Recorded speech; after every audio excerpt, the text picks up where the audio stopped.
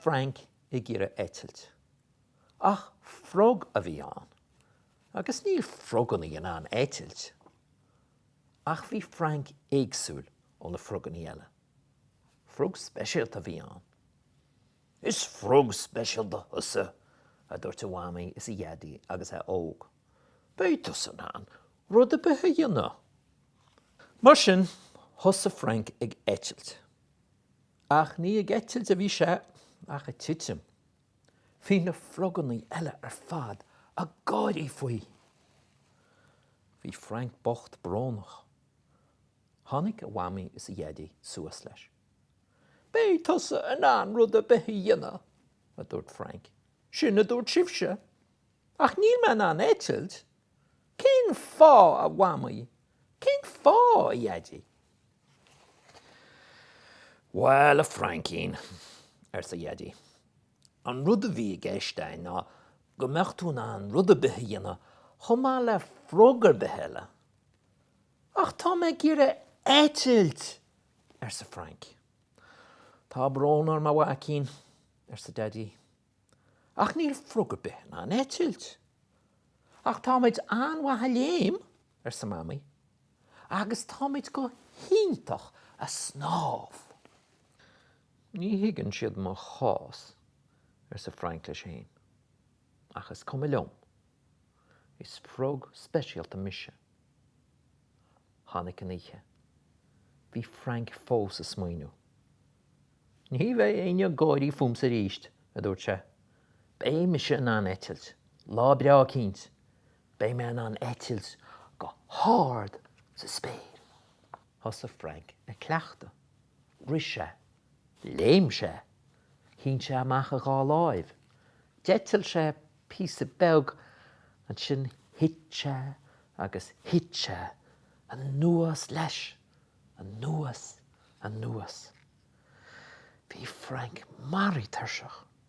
Sínte amach a bhí sé an sin splash. Díirechos a chóir, hit rud a cinnt an nuas ón spéir isteach san isce. Léamh Frank isteach an dhé. Éonín beagadh an sa Frank leis féin. Síos le Frank in dhé.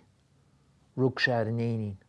Thug sé suas I ríiste go bar an isce. Bhí mamaí an éonín a fannacht. Phug sí suas a héonín beag, rinne an créiterín beag casacht, doscail sé thúla. Bhí an áthas ar a mamaí. Is tú an frog is fearr dán? Sa mamaí in éonín. Ní bhí me póga froganí go minic, ach is frog Scéalta thusa. Bhí Frank náirí. Inis, céirt is féidir lum sa dhéanamh chuite. Ó na habair sa Frank, mar frog deas múnta bhí an.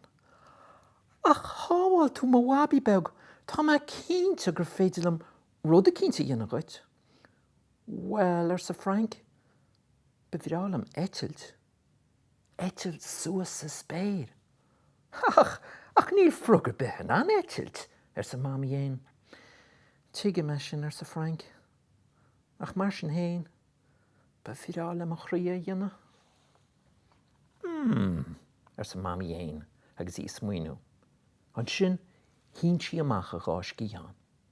Fanan sin idir si, agus bé mé rais. Agus ba dhear go rá, le héan eile. Bhí maide ina ngob ag I béir acu. Be grímar a maide a dúirt a mamaí dhéin. Suas leo go háard sa spéir. Suas go beo.